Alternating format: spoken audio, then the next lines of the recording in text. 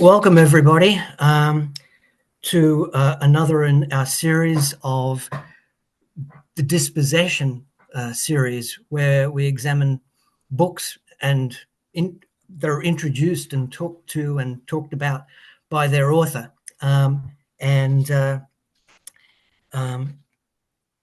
before I start and introduce you to our author, I'd just like to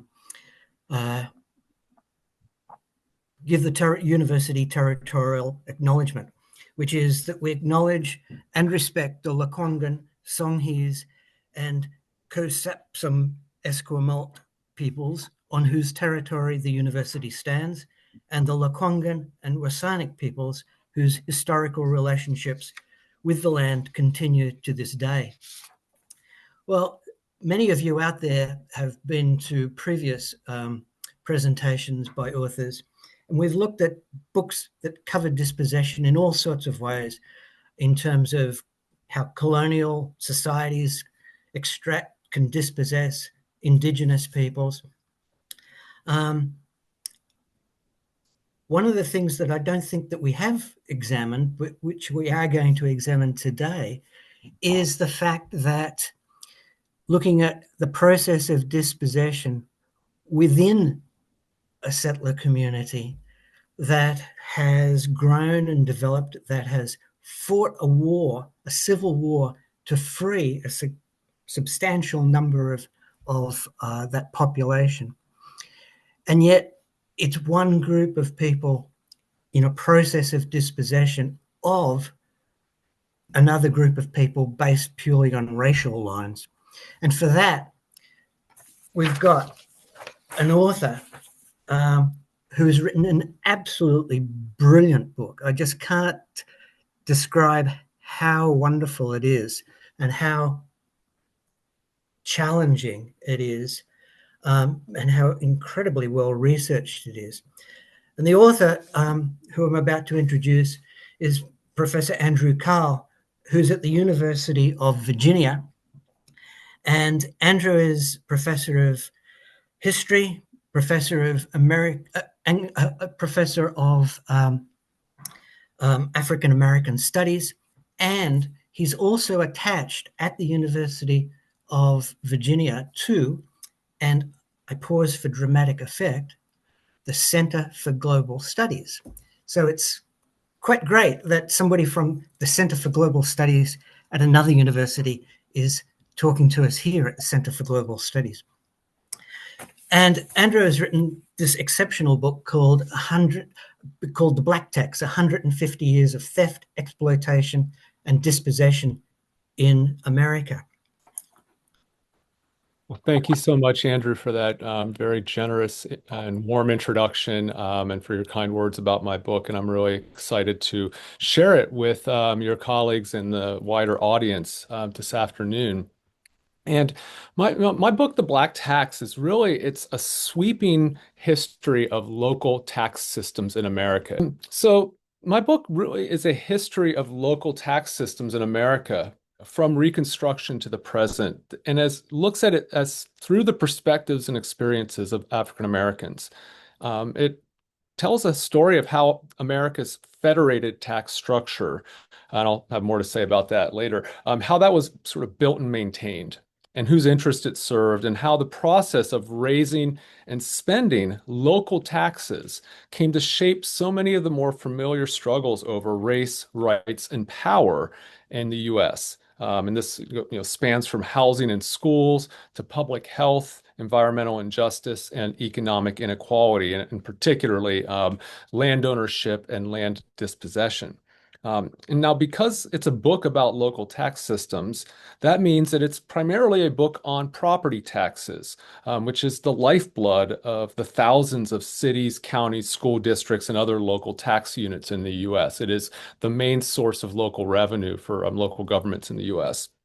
And crucially, my book focuses less on tax policy and name, kind of the sort of workings of how policies are crafted, but it really sort of focuses more primarily on tax administration, the methods and procedures for property tax assessments, the distribution of the public goods, services, and utilities that those tax dollars support, public education being foremost, but also things like streets and sidewalks, parks and playgrounds, fire and police, water and sewers. And it also focuses on the ways that local governments enforce tax payments and how they collect late payments, specifically through what are known as tax sales, where unpaid tax debts are auctioned off to private investors, and who in turn can charge exorbitant interest and fees on those debts. And if the property owner fails to pay, can claim ownership of their property.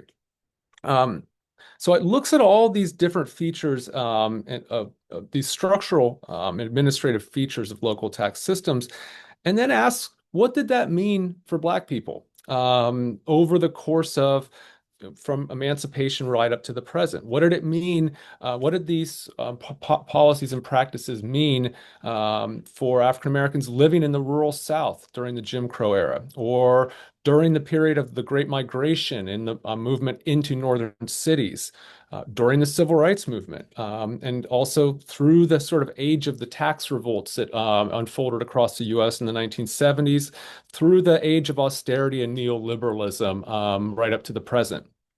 And so, in doing that, the book really aims to shine a light on forms of bureaucratic racism and structural features of local tax systems that I show imposed an undue burden on generations of Black Americans, undermined their efforts to acquire and accumulate property, and resulted in massive amounts of land and wealth being taken from them. And in the process, how these systems and the structures and within them, really contributed in profound ways over time toward segregation, inequality in housing, in schools, and in public life, especially. Now, I'll sort of provide, I guess, here, I want to provide a kind of broad overview of what my book covers and some of the major issues, themes, and the kind of ways in which it aims to center local taxation within all the bigger themes in U.S. history during this time. In many respects, my book really sort of retells the entire sort of history of the U.S. From the end of Reconstruction up to the present, through looking at fiscal policies and practices at the local level, and also really sort of looks at African American history through this fiscal lens. And it begins really in this period during and following the overthrow of Reconstruction in the South. Slashing public spending and ending the progressive tax structures that Reconstruction governments had implemented was very central to the project of redemption and the restoration of white supremacist rule in the South. And this wasn't just constituted through changes in tax policies, but also, as I show, through manipulating the powers that local officials held. I show how, no sooner had white supremacists regained control over local tax offices in counties, across the South, that they began to drastically reduce the tax obligations of the region's largest and most powerful landowners. And they did so by often dramatically lowering the assessed value of their property. Now, I'll just pause for a second and just sort of, clarify. When I use the term assessment, what I'm referring to is the ways that local officials determine what taxes any property owner pays on their property by essentially determining the value of that property for tax purposes. Now, sometimes you'll hear commentators or other folks like kind of use assessments and appraisals interchangeably, but I think it's important to recognize these are actually two entirely different forms of valuation. Appraisals are put on, are given to usually homes or land when they're about to be sold. They are the sort of price you can command on the open market. So in a sense, like they really have, they matter in terms of, how much, you can, sell your property for, how much it costs to acquire. Assessments are used to determine how much you pay in taxes. They are done at at different intervals depending on the states. Sometimes annually, oftentimes every 4 to 5 years. Some states have no rules on when those have to be conducted at all. Um, but the point is again that an assessment is a determination for how much you pay in taxes, not how much you can sell your property for. Um, and that's a crucial distinction here because one thing I sort of show throughout the book is that while African American property owners have been consistently undervalued when it comes to appraisals, they have at the same time been consistently overvalued when it comes to assessments. And that story really begins, that practice really begins in the sort of and grew up alongside of Jim Crow governance, as I describe a kind of Jim Crow fiscal order that was being put in place following the end of Reconstruction and, really happening alongside of the disfranchisement of Black citizens during these decades. So, one of the sort of, mechanisms here is, by having these sort of local discretionary powers, local white tax assessors would, at the same time, grossly undervalue the wealthiest, richest farmland, the farmlands, owned by plantation owners, at the same time overvaluing the small farms held by African Americans who were during these decades accumulating a remarkable amount of land across the South and doing so in the face of so many different obstacles. By 1910, African Americans owned 16 million acres of land across the South. That was, the highest sort of, that was really 1910 was the high water mark of Black land ownership in American history. But as they were accumulating that land, they were facing, innumerable challenges to holding on to it, including the fact that they were being forced to pay higher property taxes on it. In fact, I did a study of Virginia, just isolating one state the state where I live in, and I could not find a single county in Virginia in the early 1900s that was not grossly overassessing the value of Black-owned land relative to white-owned land. So again, sort of subtly, or sometimes sort of very flagrantly shifting the tax burden onto disfranchised Black citizens and doing so intentionally. Um, Now, when Black people failed to pay those taxes, and even sometimes when they did pay their taxes, those same local officials were often quick to seize and sell their property, especially if that property held value. Or was property that someone else wanted. This sort of, and this is where the machinery of tax delinquency really became a particularly potent weapon of Black land dispossession, beginning, in the late 19th and early 20th century. Just to give, sort of one sort of example from what I, describe in the book, Thurgood Marshall, who was the general counsel for the NAACP, later became the first African American Supreme Court justice. In the late 1930s, while working as a lawyer for the NAACP, he regularly went down south to from their offices in New York and investigated civil rights cases. And as he was investigating these other cases, he kept on coming across these examples and hearing numerous stories of people losing or sometimes nearly losing their land because a tax bill mysteriously failed to arrive or a payment was never recorded. And then quietly, but that land was put up for sale at a tax auction and scooped up and lost. And one thing he noticed, and I think this is very revealing, is that Marshall noticed that this happened whenever Black people owned property that had become enhanced in value, um, and sort of so, or in instances where someone was sort of in some ways challenging white supremacy. This could be a sort of particularly potent weapon against them.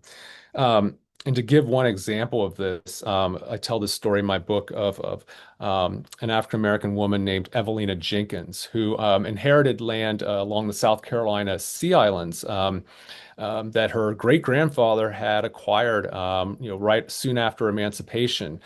And she was deceived by a white lawyer who said he was taking her tax payments into town on her behalf. This was actually not that unusual, especially for folks living in these far remote areas of the Deep South. And in this case, Jenkins, who owns 66 acres of land, including an entire island.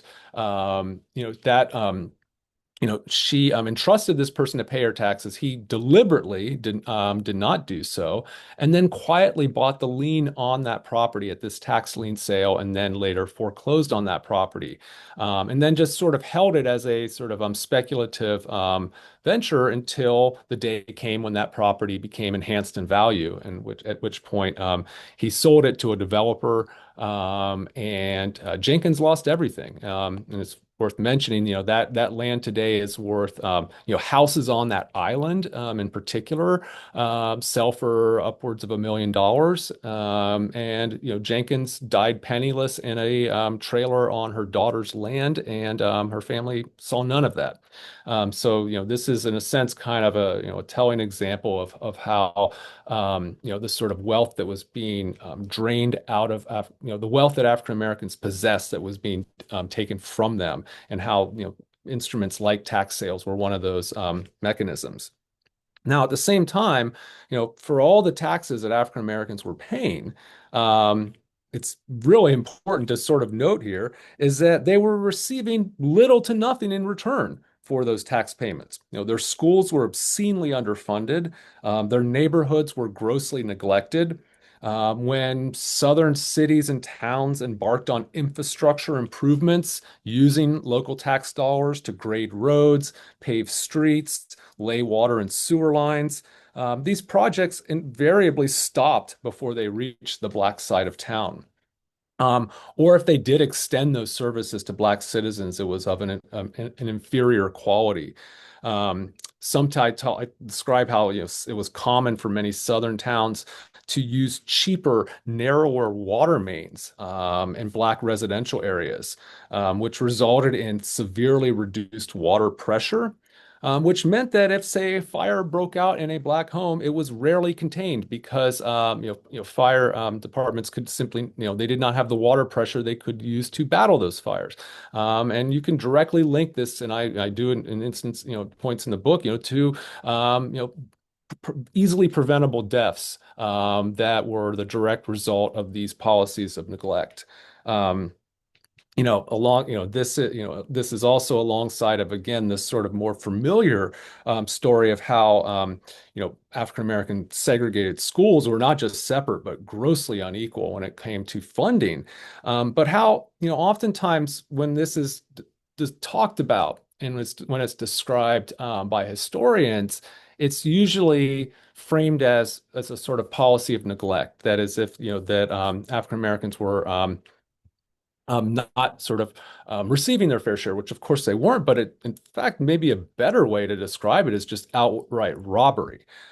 Because African Americans in studies at the time and since have really sort of demonstrated this, that African American taxpayers were heavily subsidizing white education across the South. That they're actually, that they were actually paying far more in local school tax dollars than they were receiving, and those local school tax dollars were going directly into white educational institutions. Just to give one example here, this again, another from Virginia, in Brunswick County, Virginia, in the 1920s, I found that their school system annually spent on white school children $45 each year. So $45 per white pupil each year. By comparison, it only spent $3 per year on African American pupils. Now, at that time, Black residents of Brunswick County contributed in direct school tax payments more than 1/4 of the county's total school tax revenue. So think of it. They're paying 25% of all school tax revenues, but their schools are only receiving 6% of that spending. Um, and I think, again, as this headline here on the screen really, underscores, this is how African Americans at the time were describing this problem. It was not just simply neglect; it was just outright robbery. Um, and this again was the case, the case in Virginia was indicative across the South. By 1910, one study found that African Americans in the South paid roughly 9 million more dollars each year in school taxes than they received in return. In Mississippi, a study found that there was annual net transfers of black tax dollars to white schools of over $1 million each year. And so my book kind of catalogs and tries to make sense of these gross inequities and abuses of power and how they sort of reveal a larger Jim Crow fiscal order that in many respects we still live with today in the US. Um, but importantly, and I think this again is something I really want to stress, is that, my book also shows how Black people fought back against this system, how they resisted exploitation, how they guarded against predation, and how they fought for an equitable distribution of public goods and services, how they fought for their fair share of the public's money, and also fought to be recognized as taxpayers. And that's significant given that one of the ways in which these, gross inequities were being rationalized and explained by white supremacist governments and political figures was to claim that African Americans, paid nothing in taxes and therefore should be content with whatever crumbs drop from the white, taxpayers' plates, as it were. And again, this is a narrative that we continue to see elements of in our political discourse today. This idea, and I think perhaps most infamously, if some of you might recall from 2012 and the U.S. presidential election that year, when Mitt Romney was the Republican candidate, was infamously caught on tape, sort of claiming that 47% of all Americans didn't pay any taxes at all. And therefore, and by implication, meaning that that they didn't deserve any of the public dollars that were being spent. That these programs were that were sort of they were kind of claiming something that they didn't deserve, and so aside from again the questions around the point that that's actually not how taxes work. They are not just a fee for service, but also just the fact that even if you're sort of going along those terms, it's just flat out false. And this was kind of what African Americans were up against in fighting for their rights and their fair share of the public dollars. Is not just again that they were fighting for what was right, but also fighting against these really insidious myths.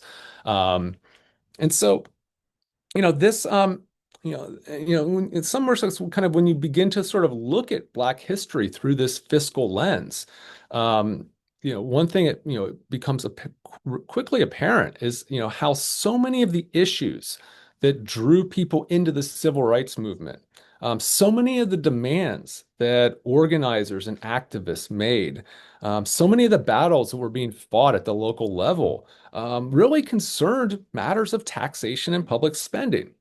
Um, just to give sort of, I think, a telling example, James Farmer, who was one of the lead organizers of the 1963 March on Washington, he was actually not standing on the steps of the Lincoln Monument that August afternoon when King gave his, famous "I Have a Dream" speech. James Farmer was instead sitting in a jail cell in Plaquemine, Louisiana. He'd been arrested days earlier while protesting the town's refusal to extend sewer lines into Black neighborhoods. Um, I tell at length the story of the Black residents of the town of Edwards, Mississippi, who you can see here on the screen. There African Americans waged a year-long boycott of local white-owned businesses beginning in 1966 that was aimed at forcing town officials to provide them with the same basic services it was providing white residents, like sewer lines, sidewalks, paved streets, garbage service, access to the town's swimming pool, all of which Black tax dollars helped pay for, and none of which they were receiving in return. And tellingly, you know, in Edwards, in this community of African Americans, where African Americans constituted the majority of the citizenry, even though they were disfranchised and unable to participate in the political process, even as they constituted the majority of taxpayers in town, and also as homeowners, many of them. that taxes were the political issue that they were fighting over, but it was also a weapon being used against them. So in the case of Edwards, after this year-long boycott of white-owned businesses, the white town officials punished those black residents who participated in the boycott by systematically adjusting the tax assessments on African American homes in town. They just went through the town's property tax rolls and oftentimes doubled the assessed value of Black people's homes, which in turn doubled the sort of tax bills that they were receiving from the town. Now, this was, as I found, this was one of the more egregious examples of an all too common practice that was being used against persons who challenged white supremacy during the civil rights era. The use of sort of the local taxing powers that white officials had as a weapon against civil rights activity. To give another example, in Sunflower County, Mississippi, local officials cut off water service and removed the tax exemption from the church in Ruralville that where Fannie Lou Hamer prayed and was a member, and where civil rights meetings were being held. This was also something that was happening in many other communities as well. Sort of utilizing these local tax powers, either through removing services or through removing tax exemptions. Now, one thing that's important to note here is that none of these victims of local tax discrimination could find justice through the courts in the U.S. That's because in 1937, Congress passed what was known as the Tax Injunction Act, which effectively it prevented lawsuits challenging local taxation in federal courts. Meaning that, if you were a victim of discrimination at the hands of local officials, you could only challenge that legally in state and local court. And so if you think about sort of how much the civil rights movement during these years was centered on expanding federal power, getting the Justice Department involved in pursuing civil rights crimes, expanding the role of the federal government and ensuring equal protection under the law, civil rights, voting rights. These were, the crucial sort of issues in the sort of, expanding federal power as a check on these local abuses of power was such an important element of the civil rights movement. That none of that sort of applied when it came to local taxes. This was something that was not touched by that civil rights legal revolution. Um, and also it's worth mentioning, and this was, again, I talk about some of the cases that were challenging this, that were trying to pry the federal courthouse doors open unsuccessfully. And also worth mentioning, I mean, this still remains the case today. And in fact, there has been recent attempts in the U.S. to, get the federal courts involved in cracking down on local abuses of power and inequitable practices by local tax officials. It still remains something that the federal courts will not hear. Um, Now, another issue that was really being fought during these same years that I talk about in my book is, the fight to equalize public services in cities and towns across the U.S. And this also is a case that came out of Mississippi, when in 1967 lawyers for the NAACP Legal Defense Fund filed a lawsuit on behalf of Andrew and Mary Lou Hawkins, residents of the town of Shaw, Mississippi. Shaw was, typical of many of these southern towns in which it was using general tax revenues. Taxes were paid by white and black citizens alike to pave streets, put in street lights, build and improve parks and playgrounds, lay water and sewer lines, all these services that they were providing, while spending next to nothing on the black side of town. And again, this is another, sort of to reiterate here that these were life and death decisions. In Shaw, in one year alone, seven homes on the black side of town burned to the ground, resulting in one death. And they were all the direct result of the fact that there were few fire hydrants and the water pressure was so low that even if they could hook it up to a fire hydrant, they couldn't really get any water out. Again, this was all due to the narrow, cheaper water mains that the town, laid in black neighborhoods. Um, so this case was actually a landmark ruling. That they were successful in challenging these practices. And the case of Hawkins versus Town of Shaw really established the principle of equality in public services. Um, and I also sort of, it's important noting here that, the heroism of the Hawkins family, and being the named plaintiffs in this lawsuit, they paid a heavy price for that, for their bravery. As the case unfolded and in the years that followed, the Hawkins home was firebombed several times. Andrew Hawkins' wife, Mary Lou Hawkins, was murdered in cold blood by a local police officer. And the final firebombing of their home claimed the lives of Hawkins's son and two of his grandchildren. These are essentially unsolved civil rights crimes, as far as I'm concerned, and ones that I think, ones of many that, continued on, well after what we think of as the kind of, this sort of civil rights era. I mean, these were happening into the late 1970s. Now, also, again, during these same decades, African Americans in the South, especially, were fighting for their fair share of public goods and services, but they were also fighting to hold on to their land. Between 1950 and 1970, African Americans were annually losing 340,000 acres of land, much of it in the South. Much of it was being gobbled up by large-scale agribusiness, or by land speculators and developers. Places like coastal South Carolina, I mentioned earlier the case of Evelina Jenkins. These places that had been home to small landowning communities were being turned into golf courses and gated communities. And, essentially, the wealth that was being generated was coming directly through, taking black land, either through tax sales or through other mechanisms. And, I also, again, sort of show how, in the face of this crisis, you had organizations that were forming, aimed at protecting and defending endangered Black landowners. And I tell the stories of organizations like the Black Land Services, that formed in South Carolina, or the Emergency Land Fund, which was this region-wide network of organizers, who had all these really, kind of creative strategies that they were deploying, and really kind of, going into the sort of heart of local administrative practices, and kind of uncovering what was going on, and putting in place, sort of strategies to counteract it.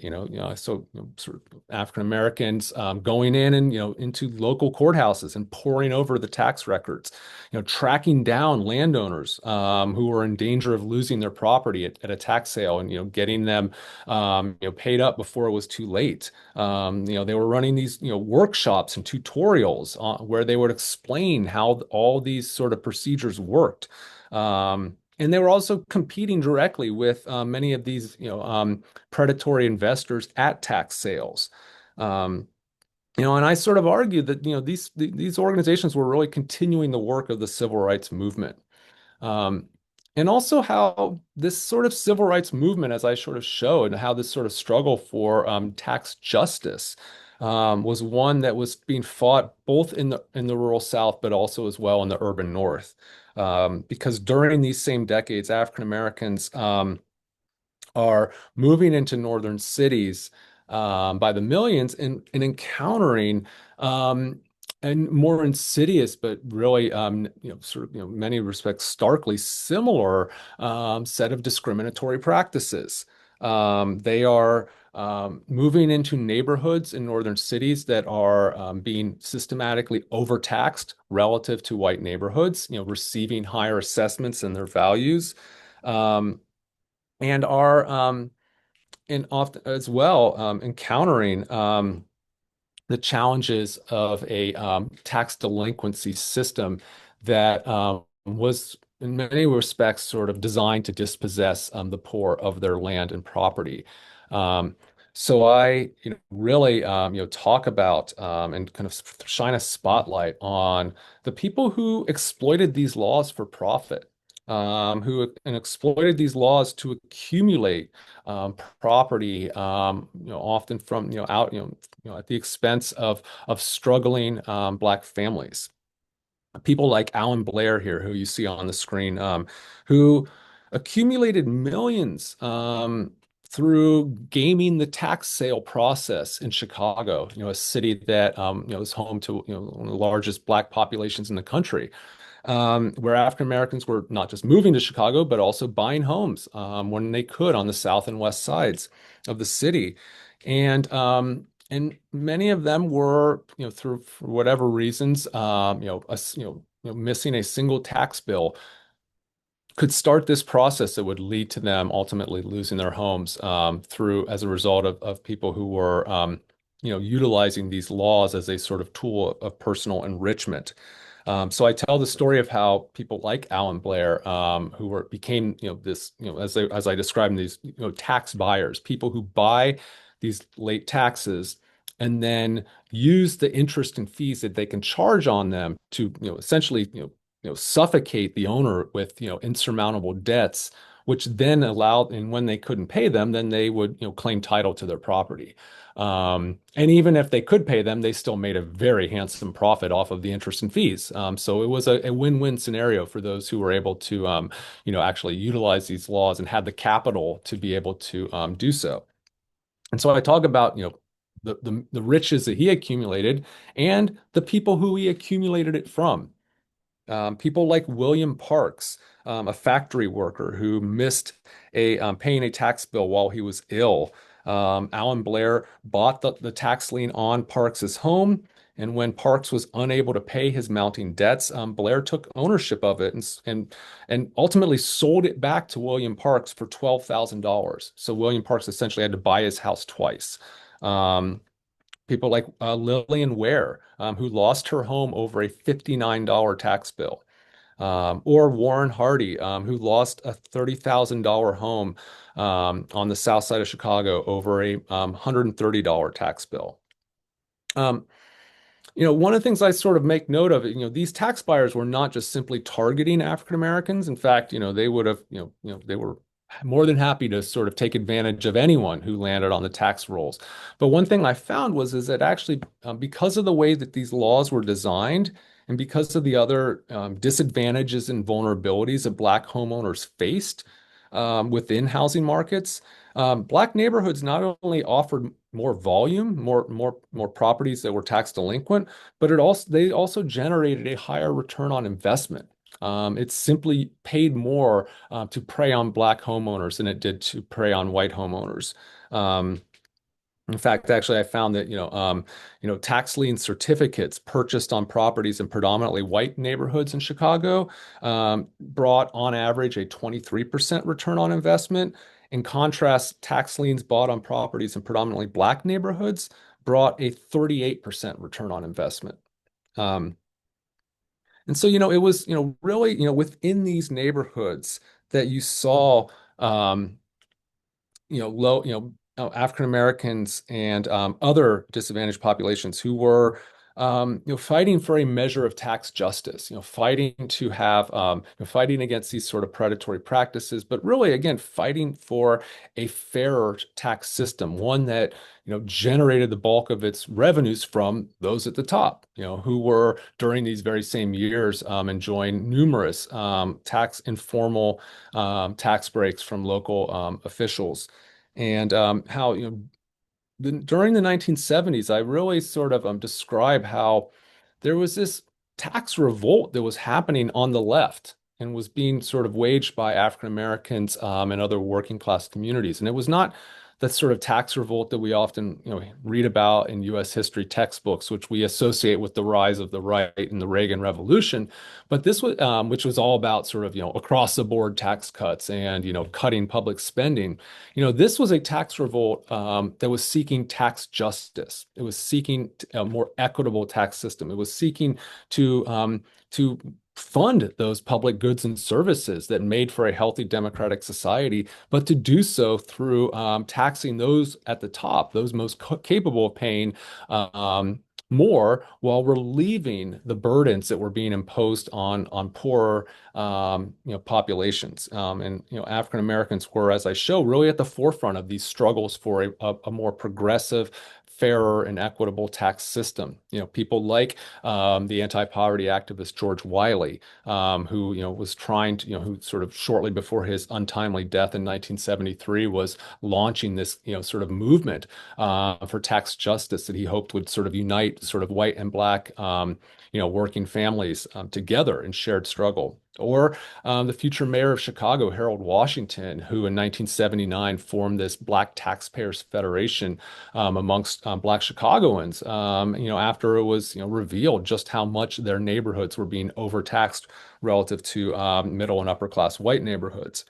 Um, and I sort of, then sort of show how the sort of the challenges that these movements faced, their inability to sort of translate their activism into policy changes, then created the sort of conditions that allowed for this issue to be appropriated by the right and turn into what became the sort of tax revolts that we're familiar with, which were geared toward sharp reductions in public spending, especially on social services and public schools and other sort of public goods that lower income and African Americans depended on, as well as placing very strict caps on how much taxes could increase in ways that structurally advantaged the already advantaged. Um, and how this really had a real severely negative effect on lower income and black populations, beginning in California, which sort of kicked this off in 1978 with Prop 13, but this sort of soon spread across the country. And one of the sort of outgrowths of this, one of the sort of outcomes of these of all of these tax cuts and spending restrictions was that it really, compounded disadvantages, not just between people, but also between places. It worked to really, had its most severe effects on poorer cities, cities with large black populations, which suffered greatly for lack of revenue. A problem that got even worse as during the Reagan years, the federal government began severely cutting back on the amount of revenues that it was sharing with local governments. And so one of the sort of outcomes of this, as I describe, is how this made cities even more reliant upon things like tax sales to generate revenue, and how that also in turn created these openings for Wall Street investors, for hedge funds, to swoop in and begin to sort of find ways to financialize municipal debt in ways that would allow, both to sort of create new sort of vehicles for capital, for investment, but also in many ways, led cities into this sort of predatory relationship with one that chiefly targeted the poorest and most disadvantaged citizens of their communities. And so, really, beginning in the 1990s and continuing up to today, actually, you see the growing sort of use of tax lien sales as a sort of sort of form of local revenue generation, but in also as well an instrument for taking property, especially in gentrifying neighborhoods, especially in areas where property values were right, where you had that kind of combination of people who were struggling to pay rising taxes, who were more likely to fall into tax delinquency, but owning property that was heavily sought after by speculators and developers, and how the tax sale became that sort of instrument of dispossession and gentrification. Um, and so I want to kind of, in this again, I sort of describe, I mean, just, through, one thing I think it's important I'll sort of mention about my book is that, I really try to tell this history through the stories of people instead of just through sort of dry recitations of numbers. I think, one of the sort of challenges of writing a history of taxation that, people will read and appreciate, is that, taxes, I guess, as Andrew's introduction sort of alluded to, can seem like a very boring topic, a topic that, seems like it's sort of very dry. And I think that's part of the problem, maybe part of the explanation as to why these problems persist today, and are not more well known, is because many folks see taxes and their eyes glaze over and they sort of turn the page. But one of the sort of goals of writing this book is I really wanted us to sort of actually pay attention to this stuff. I think that the kind of silences and visibility or the opacity of like local tax practices are actually the source of power that these, people who exploit them, the institutions that exploit, and ultimately the sort of inequalities that result from them persist because they persist out of a sort of degree, because in part because they seem obscured. And I sort of want to sort of bring that out of the shadows and sort of, doing so through talking about, people like Benny Coleman here on the screen, who was a victim of one of these predatory tax buyers who, again, sort of how these laws were being sort of, sort of utilized. And also, again, sort of just say in closing, that, again, none of these, one other thing it's, really important to stress is, this is a work of history, but I want to sort of point out, none of these problems are in the past. You know, tax lien sales are continuing to this day and having devastating effects on poor and disadvantaged populations. African American neighborhoods and homes continue to be overassessed, and thereby overtaxed. A recent study, a nationwide study that was done, estimates that Black and Latino neighborhoods in America today are overassessed 12% or assessed 12% higher than comparable properties in white neighborhoods. And of course, these same neighborhoods are still grossly underserved when it comes to public dollars. And these communities are disproportionately vulnerable to dispossession at the hands of tax lien sales. Um, and and I want to sort of end, and I will invite questions and comments on this particular topic because it's particularly relevant to Canadians. One of the things that I sort of argue at the end of the book is that, these are problems that state and local governments alone cannot solve because in many respects it is America's federated fiscal structure, and the dependence of local governments on their own revenue sources and the great degree of discretion that local governments have been, afforded and how they tax and how they spend at the local level, that is fueling these practices. And how, it's worth noting the U.S. is the only federated nation in the world, that does not have any mechanism for ensuring that every locality has, the fiscal capacity it needs to serve its citizens and provide the goods and services that we have entrusted to local governments, like public education, like clean water, like sort of public recreation, all these, or public safety and fire. I mean, all these things that we have sort of delegated to local governments, but not given them the sort of ability to meet those demands. As I sort of conclude at the end, I mean, this in some ways is sort of quietly fueling a lot of these inequitable and predatory practices that we continue to see today. And one that, again, sort of the U.S. is very much an outlier on that sort of question, as far as, how we ensure that communities are served and thereby the citizens within those communities enjoy sort of equal protections and equal rights. So I will end there, and I'm really eager to have questions, comments, reactions. There's a lot in the book that I did not get to, but I'm happy to sort of answer any other or discuss any other parts of it. So.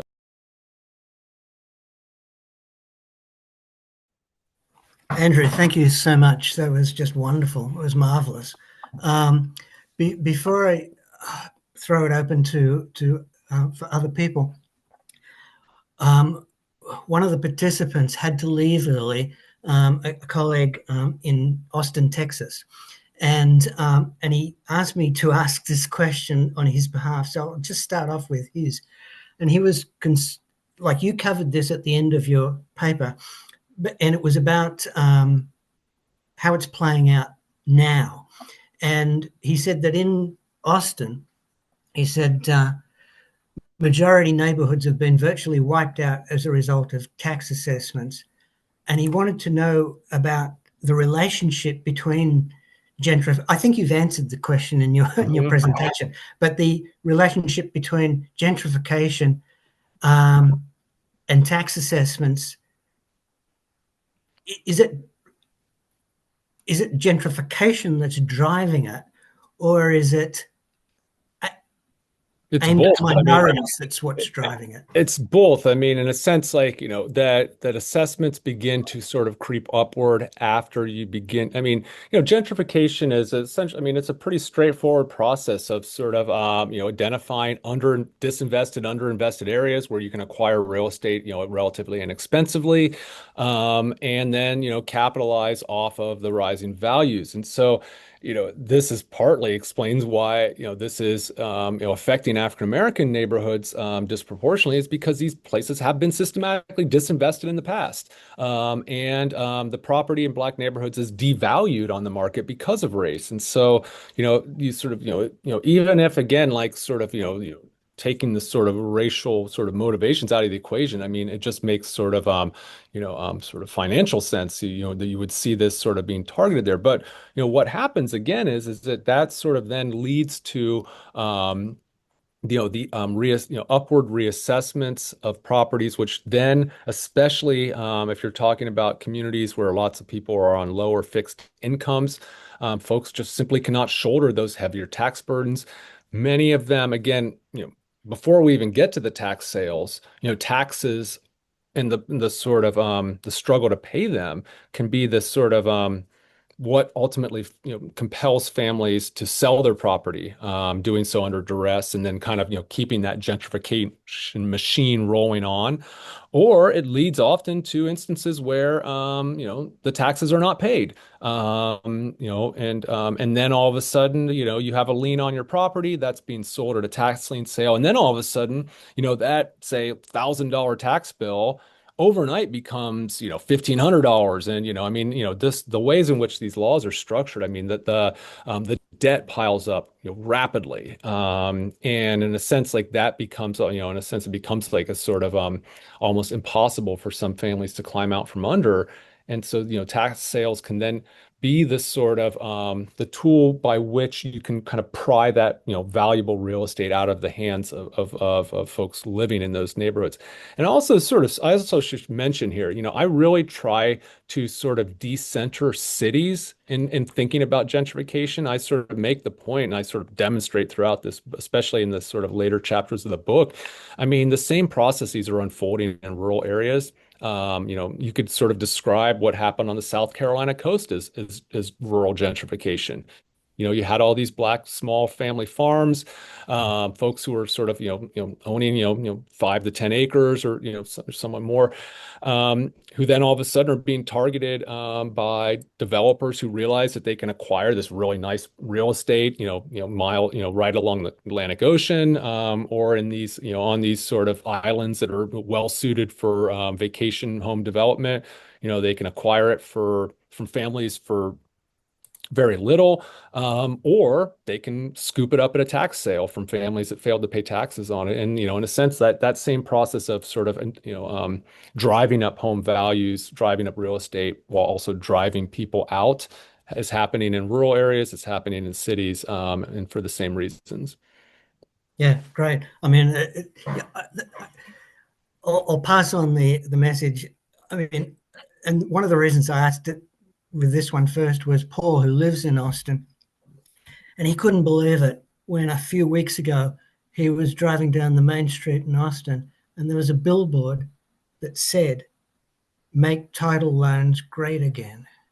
And it's just sort of, you think, oh my God, So anyway, but I'm sure there are other people out there. If you could sort of somehow indicate electronically with a hand, and I can call upon you. Brad Bryan. Hi there, Andrew. I really I was a little late. I missed the first part of your talk, but I really enjoyed it. I teach tax and I've taught courses in critical race studies and whatnot. And I find, there's good work in kind of whiteness as property, and Dorothy Brown's work on kind of race and tax. And um, part of what I'm hearing is it's like tax is a strategy of the state and capitalism, but I'm wondering if you have any thoughts on the idea of the way that tax is also kind of racializing or kind of embedded with white supremacy and not just a kind of strategy to dispossess people. Because your last comment on saying you're trying to decenter the city and show more these kind of fiscal projects, I'd be very interested to hear your thoughts on that. Thanks. Yeah, and I think, I mean, my work is also really in conversation with some of the folks who've really, critically evaluated and looked at these questions about sort of how notions of taxpayer citizenship serve to sort of encode and reinforce notions of whiteness and deservingness, Mhm. within sort of a larger political culture.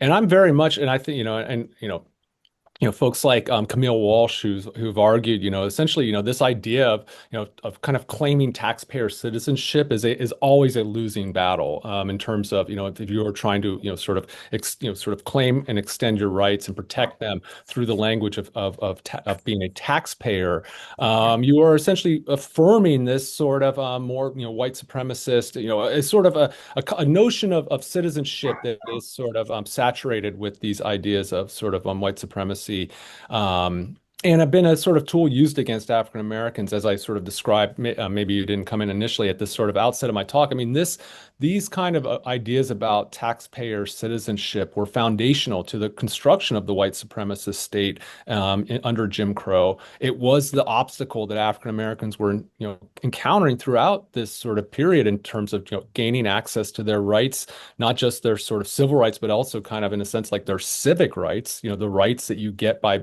being a resident of a community, the services that you're getting. That was being used to deny that. But as a historian, I'm also very mindful of like, let's see, how did people understand these issues at the time? And one thing is, it's like, yes, this was not, and I think my book makes clear. I mean, this was not a winning strategy, and I think and it remains to be the case today that I think we really need to sort of decouple who pays taxes or who we think pays taxes from who deserves anything. I mean, it's a really a toxic, insidious sort of conception of rights and citizenship. But at the same time, African Americans were trying to utilize that language to their own ends, at various points in this history, by saying, to local governments, that were denying them the right to um, equal education, that were denying them the right to parks and playgrounds and beaches that they were literally paying for with their taxes by saying, hey, we deserve equal rights because we're actually literally paying for this. And so that language of taxpayer citizenship was one that African Americans were utilizing, even as we can see at a sort of broader level. And we look at the long history of this, how this was really actually reinforcing sort of, notions of white supremacy and white supremacist government. Can I just ask one follow-up question? Is Mhm. that allowed? It's interesting to me because in Canada and like the US and I think Liberia are the only two countries in the world that tax based on citizenship. Everywhere else taxes based on residency. Mm. And one kind of more recent strategy in Canada for dispossessing Indigenous people has been to try to tax, for example, the Niska Nation.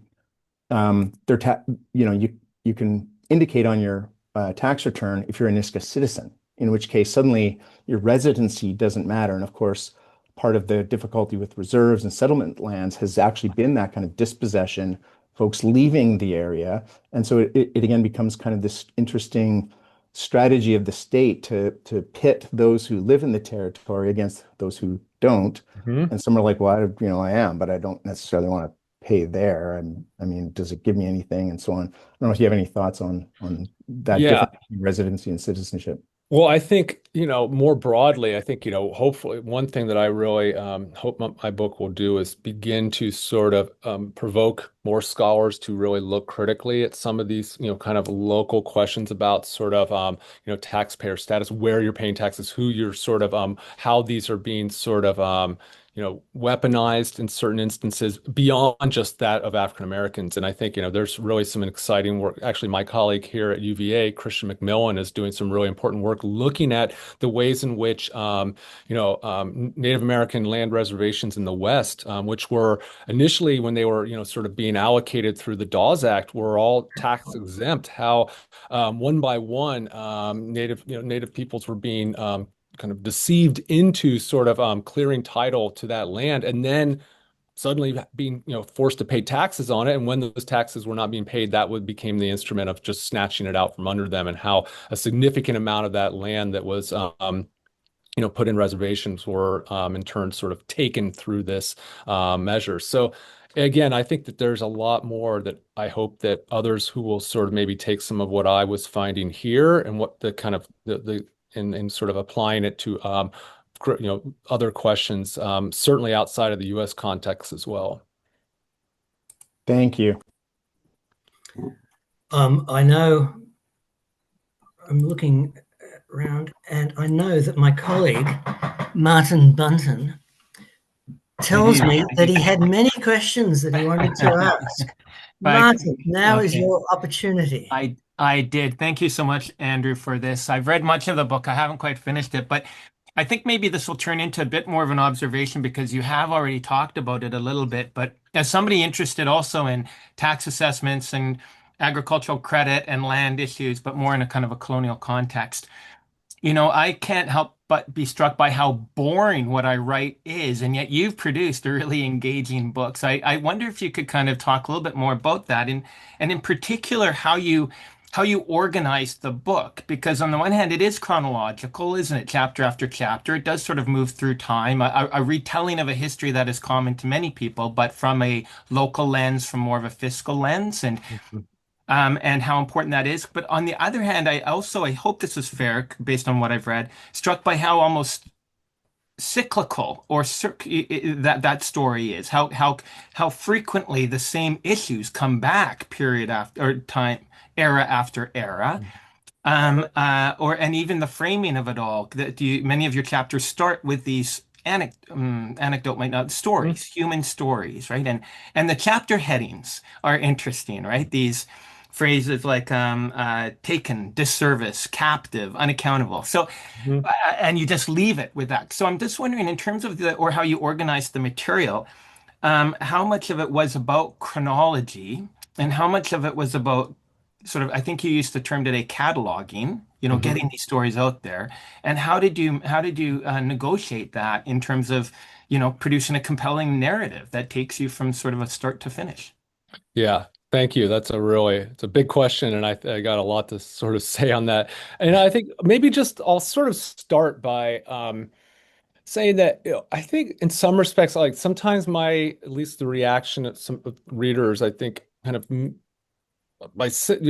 not to say that this is necessarily your reaction, but I think sometimes it kind of maybe initially comes across as being this sort of hopeless story of just like how pervasive and relentless racism is, and how seemingly impossible it is to do anything about it because it does seem like it's cyclical. But actually, I don't think that was not my intention, because what I'm trying to show here and what I really hope readers take away from, I'm very materialist and structural in my sort of thinking of these questions. And one thing I kind of make clear at the outset is like this is a history of how a structure was built and what it meant to live inside of it. And I think one thing that doesn't change throughout this history, this 150 years, is the legal structures are pretty static. I mean, like in a sense, they intensify certainly, as I mentioned at the end of my talk, like, when Reagan began like, severely defunding local governments, all these problems got worse.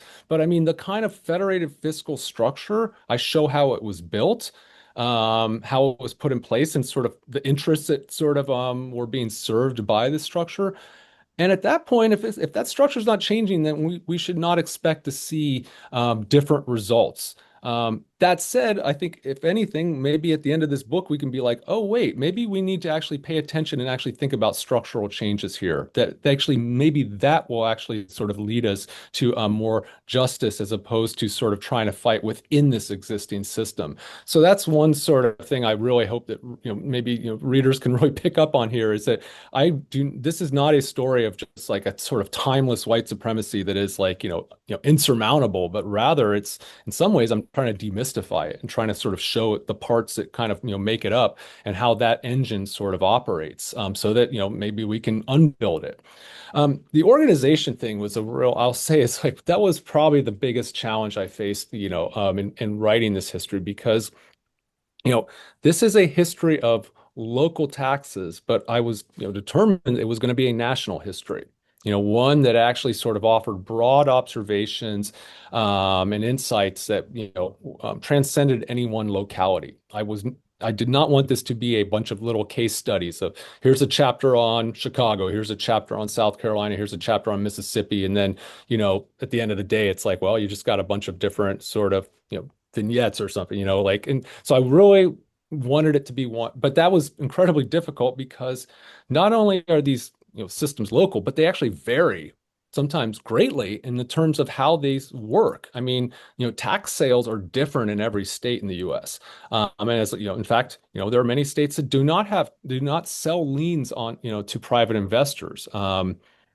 There's other, so I think, so that was a real challenge for me, and both in terms of how do I make broad observations while also being mindful of the local variations, so that so that I can sort of make it be as accurate, but also at the same time, in many ways, not sort of boring the reader with this sort of minute details of like, well, actually, this sort of particular thing in this state was slightly different. I mean, so. And I think maybe from my vantage point, being someone who was not initially trained in any of this, I mean, I did not go to grad school to study tax history. In fact, if you would have told me 15 years ago that I'd be writing a book on taxes, I would have told you were crazy. So in a sense, like, but when I began discovering these examples, this was something I began finding examples of, people being taxed off their land, receiving these high assessments that were grossly inflated. I realized there was an important story to be told here, and I spent a lot of time educating myself, also really leaning on like law professors, other, experts.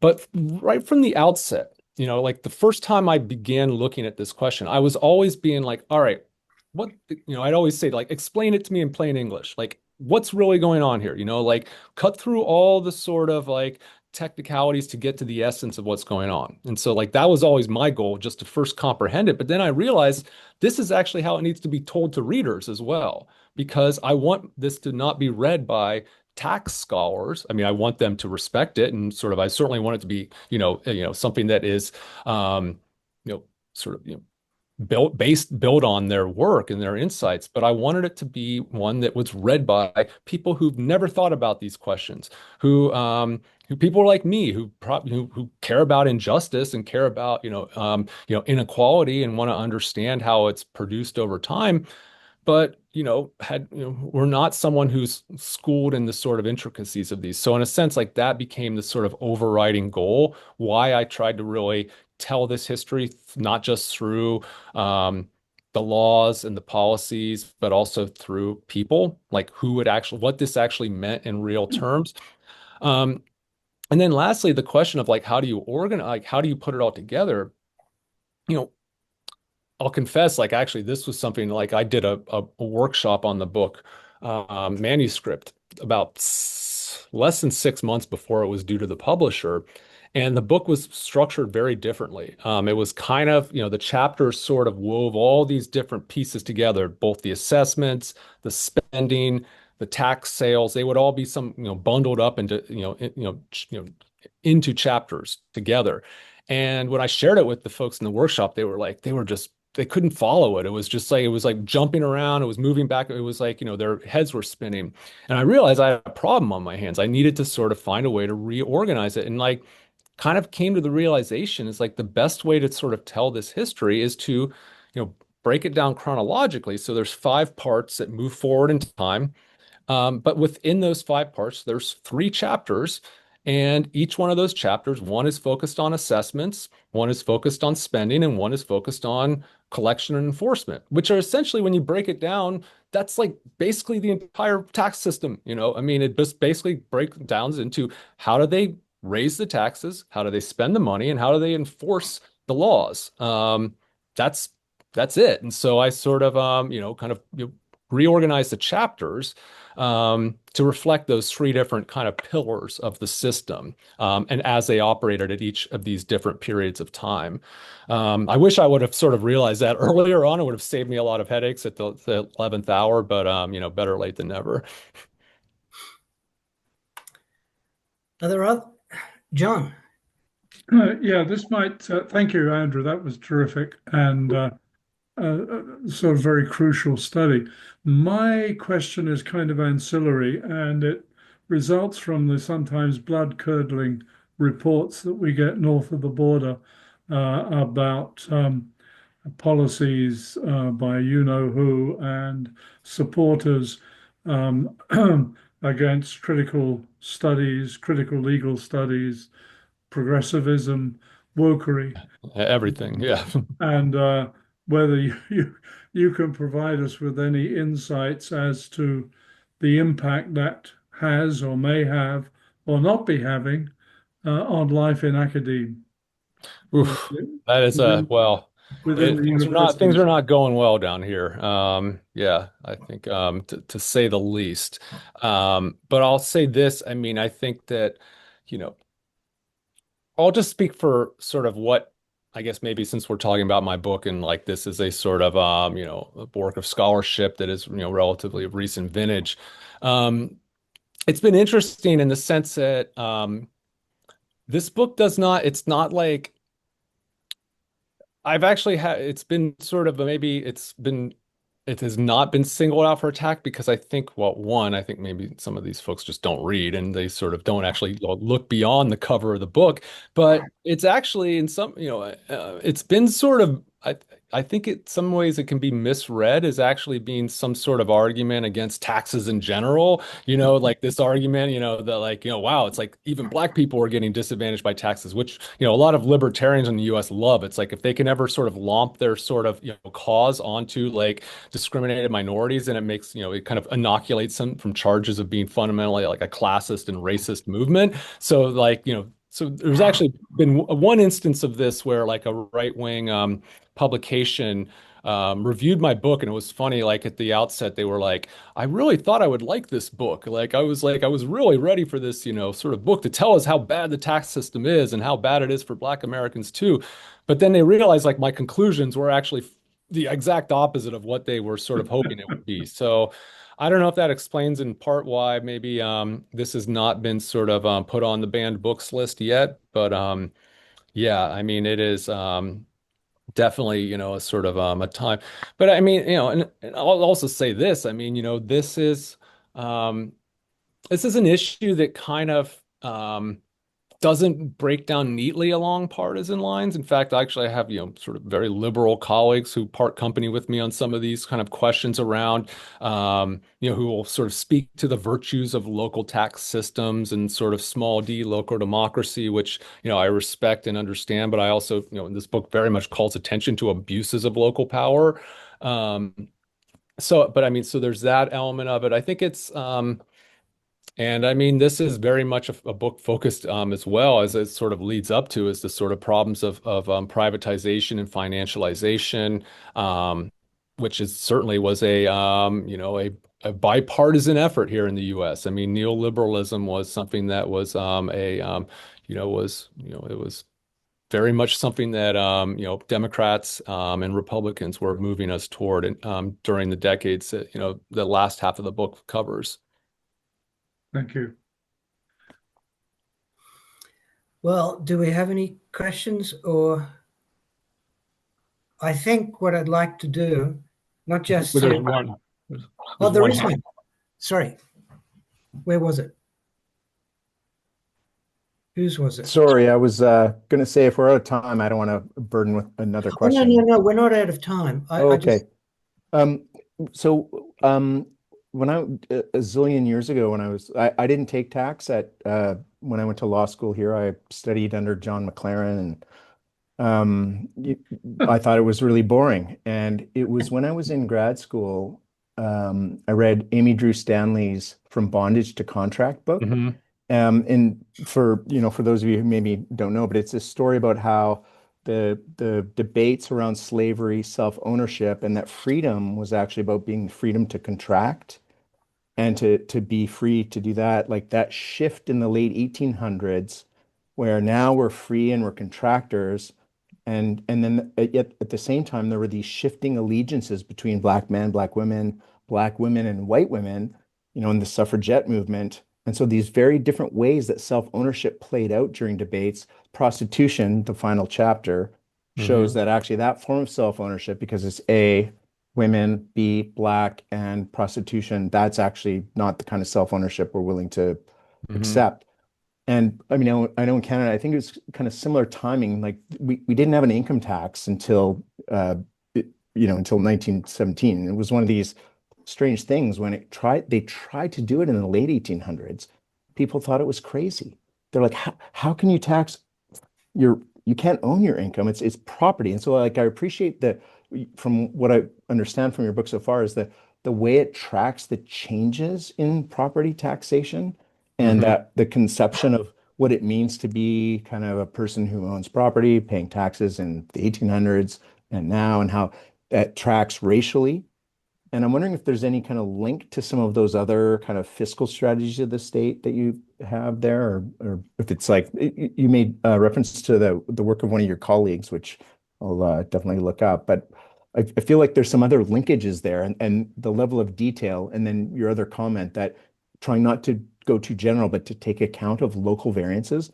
I feel like Hmm. those are very instructive, and I just love to hear any thoughts you have on that. I don't know if it's helpful. Yeah, I mean, I'm not sure if this kind of gets at what you were sort of, but I think it's relevant as well to the sort of larger history I tell, which very much, it's not simply focused on homeowners and property owners. Um, I make it clear that any person in the US who goes to bed at night with a roof over their head is paying property taxes. That these problems and these inequities were affecting, tenants, people who are paying them indirectly through landlords, as well as people who own their property outright. But one thing that is important, especially in the sort of late 19th century context, especially as African American civil rights were being, eroded and flagrantly abused and ignored, is that African Americans especially clung very tightly to the idea of property rights. That in a sense, and this I'm not the first person to say this, like Nathan Connolly, whose book A World More Concrete really kind of makes this observation as well, is that civil rights had very little legal standing in the courts because it sort of implicated the entire sort of white supremacist system. But property rights, that in a sense sort of violations of property rights implicated capitalism, and sort of, and so African Americans, I can describe instances where they in instances where there was flagrant abuses of civil rights, say through tax policies and practices, they could be dismissed. But when it was framed as a violation of property rights, African Americans had better sort of legal standing to sort of challenge and fight for, sort of a restoration of land or other sorts of, rights and privileges because of the sort of larger stakes involved. So that's one, and I think that was something that was well recognized. I think it's no coincidence that the very same decades that you are seeing, Reconstruction repealed, segregation and disfranchisement being imposed across the South are the very same decades where African Americans are fighting and clawing to accumulate a land base. That, it's as their civil rights are, diminishing, their struggle for property rights are only being stepped up. And I think that's a really important dimension of sort of thinking about, how people sort of understood and tried to work within legal structures and institutions that were saturated with sort of white supremacists and sort of, the interests of capital and property, and how that sort of closed certain doors and opened others in instances. Well, Thank you before for that. That was a really thorough answer beyond what I would have expected. Thanks. before we wrap up, I just want to remind everybody, and they can tell everybody else, that Andrew's book at the end of the month comes out in paperback. That's right. Yeah. All you've got to do is put in your order to your local bookstore. And since everybody that I'm looking at anyway will be on summer vacation, what better way than when you're on the banana lounge, but to have your paperback copy of Andrew's book with you.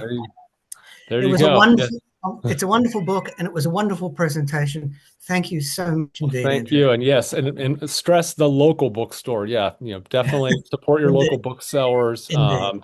It's available on Amazon, but I think, we all would sort of do well if we sort of supported our local stores. But Absolutely. yes, it will be out later this month. You can pre-order it now. But no, thank you so much for the opportunity to share this. It was a real pleasure. And I'm really, thank you all for, taking the time this afternoon.